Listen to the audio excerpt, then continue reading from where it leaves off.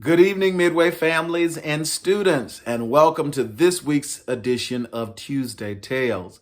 Last week, we had an opportunity to commemorate a holiday devoted to Dr. Martin Luther King Jr. And so this week, I wanted to share a book about his life. Now, there have been a lot of books written by Dr. Martin Luther King. However, this book is special in that it was written from the perspective of his son, Martin Luther King III. All right. So join me as we read My Daddy, Dr. Martin Luther King Jr. by Martin Luther King III, and it is illustrated by A.G. Ford. Okay. Let's read. I grew up with a famous father. My name is Martin Luther King III. But when I was a kid, my friends and my family called me Marty. So no one would confuse me with my father, the Reverend Martin Luther King Jr.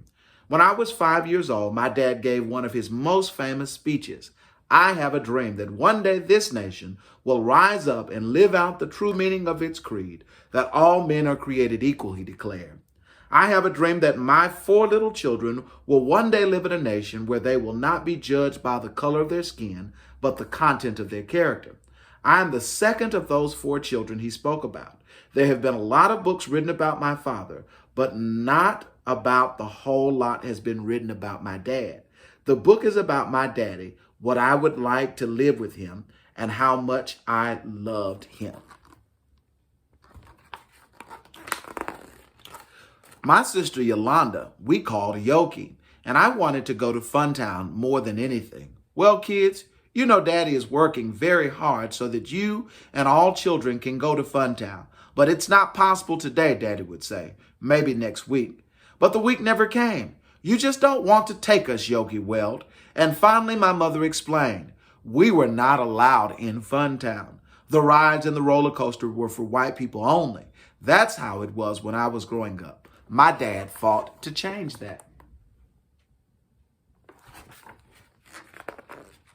At home, though, my father was just Dad. He tossed the football with me, taught me how to shoot hoop, teased me, and played with me. He would lift me up and put me on top of the refrigerator. I imagined swinging from the ceiling fan as if I were flying in my own airplane. Then I would let my daddy catch me as I fell into his arms.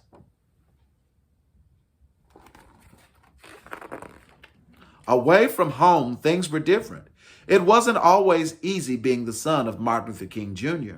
What's your name? The older boys asked. I don't remember, I said. I forgot. I knew it was a wrong to lie. Why'd you say that, Marty? My mother asked later. You know your name. It's your father's name. I knew, and I knew why I hadn't said my name, because I was afraid.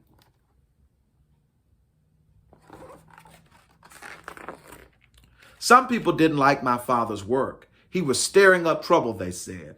My father never stole anything or hurt anyone. Even so, he was thrown in jail more than 30 times. He had the courage to stand up and say, this law is unfair. And sometimes he was arrested for that.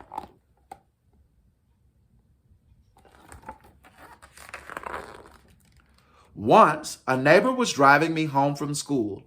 On the radio, we heard that the Reverend Martin Luther King and about 80 other people had been thrown in jail. I was terrified. I ran inside my house crying and asked my mother, what did Daddy go to jail? What did he do wrong?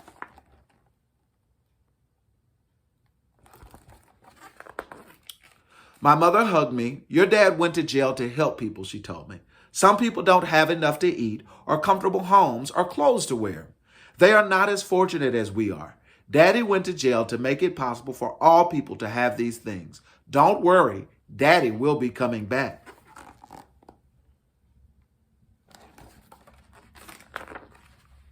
I carried her words close to my heart. A year later, when Daddy was arrested again, Yoki was afraid that he wouldn't be back for Christmas. This time, I was one who consoled her. Don't cry, Yoki. Daddy will be back. He has to help the people. He has already helped some people, but he has to help some more. And when he finishes, he'll be back.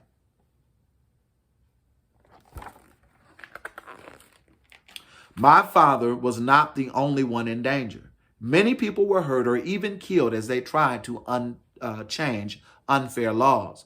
Once, As I marched in a protest, I saw a pretty lady with a bandage over her nose. My father explained that she had been attacked by a police officer. The marchers were peaceful, but that didn't stop people from trying to hurt them. Even police officers sprayed marchers with fire hoses and turned dogs on them.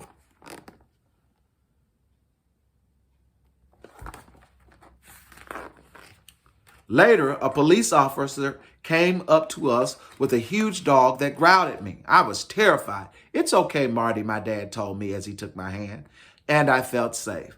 My dad was not a tall man, but he always made me feel like he was a giant. I was never afraid when I was with him.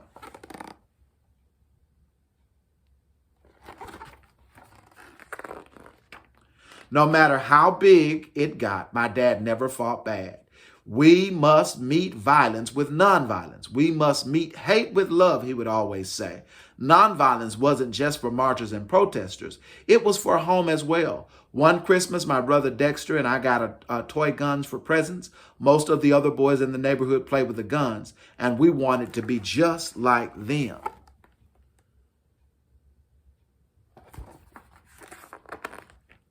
But we knew that guns were wrong. They were not toys. They were machines made to hurt and kill. Together, the whole family took the guns outside, made a bonfire, and destroyed them. That night, as my brother and I watched our gifts burn, we believed we were destroying all the hate in the world.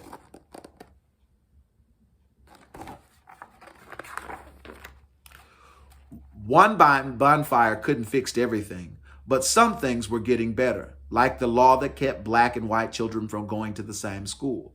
When I was in 3rd grade, the law was finally changed. My mother told Yoki and me that we'd be going to a new school in September. I didn't want to be the new kid who sat alone. Yoki felt the same way. We didn't want to go. We complained. We did not want to be the only black kids at the school.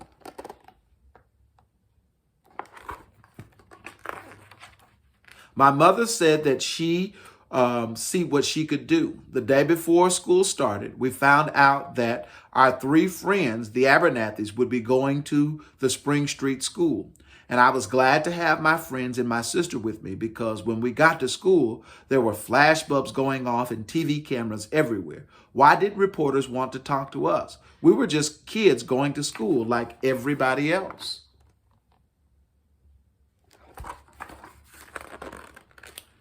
We were each in different classrooms. It was strange to be the only black kid in my class. I felt like everyone was staring at me the whole day. One kid even made a nasty comment. "Wouldn't you rather go to school with your own kind?" he asked. "Why aren't you at your own school? We're all the same kind. We're all kids. And Spring Street is my new school," I said. My father fought for us to be just kids attending the same school. It was what he meant when he said he dreamed of his children being judged by the content of our character, not by the color of our skin.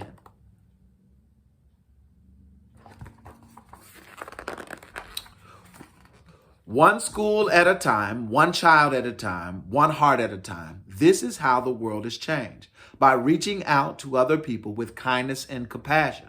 My father was changing minds and unfair laws. He once said, "We have a power within us which is more powerful than the power of bullets." That power was love and faith. It was a bullet that ended my father's life. But it did not stop his message. It did not stop his work. My father was there to see me start school, but he wasn't around to see me graduate. I was only 10 years old when he was killed. I was so young when my daddy died, but I'm blessed with the many memories of the warm and playful man that he was. I'm reminded of him everywhere I go. There are streets and churches and schools named for my father in almost every city in the United States. And on the 3rd Monday of every January, we celebrate his birthday as a national holiday. These things honor his memory and keep his spirit alive. We must continue to change minds as my father did. We must continue my father's work for freedom and equality for all.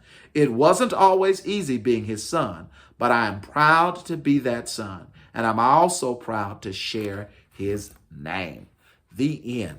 So boys and girls, thank you for joining me in reading my daddy, Dr. Martin Luther King. So I have a few questions as always. What was the name of the school that Marty attended? What was the name of the school that Marty attended? What were the names of Marty's siblings named in the book? What were the names of Marty's siblings in the book? And my last question, how many times was Marty's dad arrested? Dr. Martin Luther King arrested according to the text. All right, boys and girls, thank you for reading with me this week. Have a great night. Take care.